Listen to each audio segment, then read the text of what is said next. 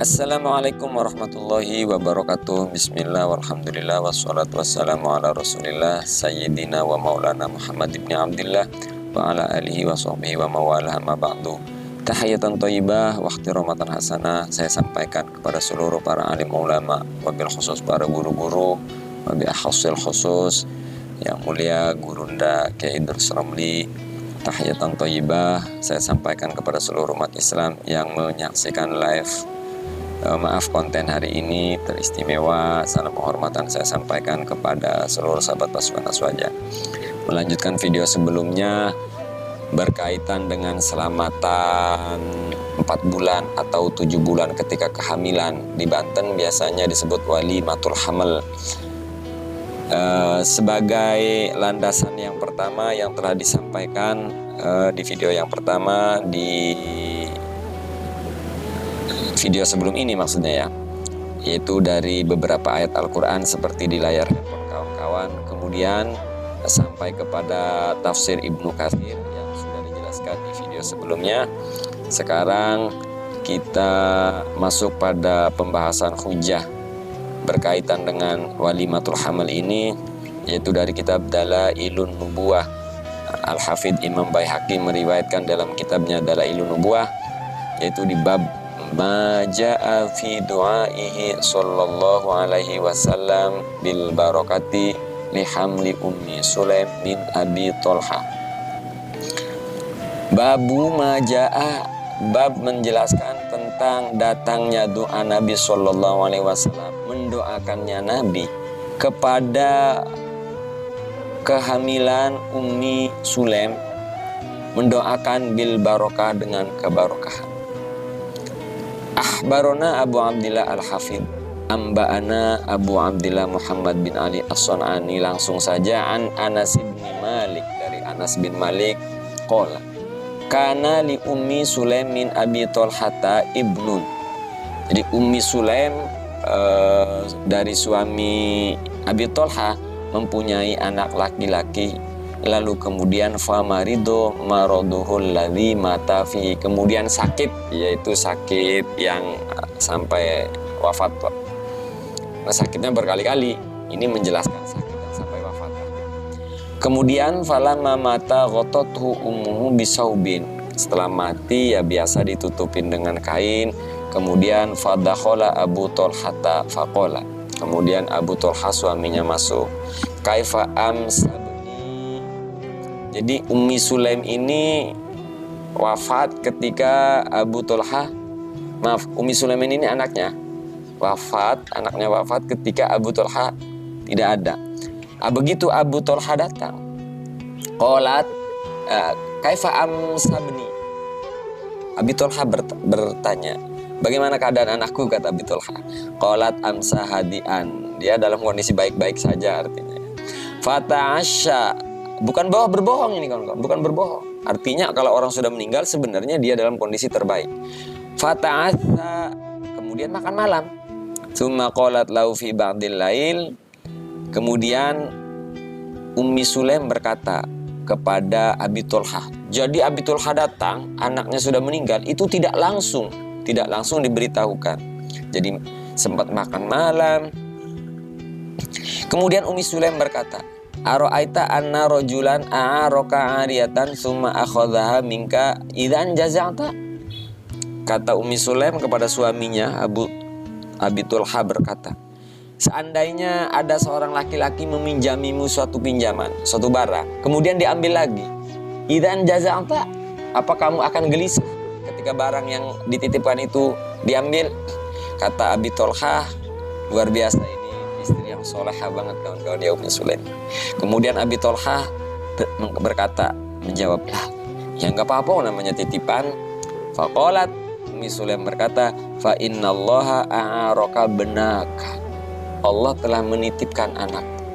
Wa qad akhadhuhu minka, kemudian Allah mengambilnya dari tanganmu. Faqala, Abi Thalha berkata, fa ghada ila Rasulillah sallallahu alaihi wasallam. Faghoda ila Rasulillah sallallahu alaihi wasallam. Singkat cerita, kemudian Abi Thalha mendatangi Rasulullah Shallallahu Alaihi Wasallam paginya itu. Fa'ahbarahu biqauliha. Abi Thalha kemudian menceritakan tentang ucapan istrinya itu. Wa qad kana asabaha tilkal lailata. Dan ketika malam itu, mungkin setelah makan malam itu ya, wa qad kana asabaha tilkal lailata. Ternyata sempat ya berhubungan intim Abi Thalha dan Ummi Sulaim.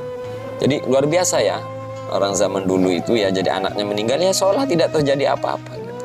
Ini bukannya raja tega kawan-kawan.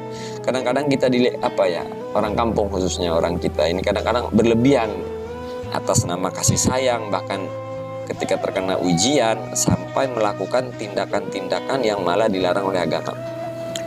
Faqala Nabi sallallahu alaihi wasallam. Jadi diceritakan tentang ucapannya Ummi Sulaim alias istrinya ini. Lalu Abi Thalha juga menceritakan bahwa malam itu sempat ya berhubungan intim. Kemudian kata Nabi, barakallahu lakuma fi lailatikuma. Semoga Allah memberkati malam kalian berdua. Qala, kemudian fawaladat, perawi menceritakan fawaladat lahu gulaman kana ismuhu Abdullah. Kemudian dari berhubungan intim itulah Ummi Sulaim melahirkan seorang anak laki-laki bernama Abdullah. Ini nama anaknya, dikasih nama Abdullah.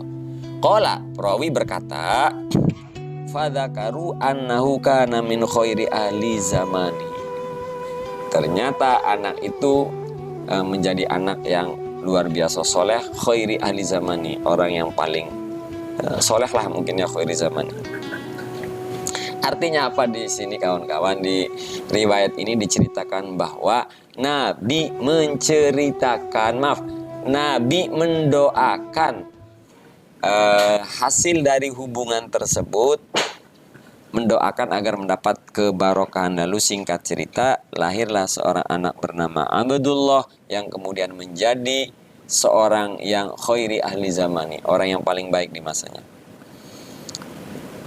Ini sandaran para ulama kenapa menjaga kebiasaan 4 atau 7 bulan. Kemudian bahkan Imam Ibnul Qayyim Al-Jauzi di dalam kitab Manaqib Imam Ahmad bin Hanbal dijelaskan kawan-kawan di sini ada seorang wanita ya yang hamil, lalu kemudian bersedekah sampai ini 8,5 dinar. Wallahu alam ini kalau dirupiahkan berapa. Bersedekah ketika di masa kehamilan kawan-kawan. Ya, ini konteksnya sama di negara kita, di budaya kita, di tradisi kita. Jadi di acara 4 bulan itu adanya acara doa bersama. Kalau kemudian di video yang pertama kan sudah kita bahas bahwa beberapa kumpulan ayat Quran yang telah kita suguhkan bahwa dianjurkannya berdoa ketika masa kehamilan. Lalu kemudian dianjurkannya sedekah di masa kehamilan. Nah, inilah lalu yang kemudian disebut walimatul hamil. Acaranya itu doa bersama, membaca ayat Al-Quran lalu berdoa bersama kepada Allah. Bukan meminta kepada wali, meminta kepada Allah agar diselamatkan si cabang bayi beserta ibunya. Lalu didoakan semoga diberi persalinan yang lancar. Maka kita begitu heran ketika tiba-tiba mendapat tuduhan bahwa ini bid'ah lah, sesat lah. Sementara acaranya baca Quran, sedekah, meminta kepada Allah.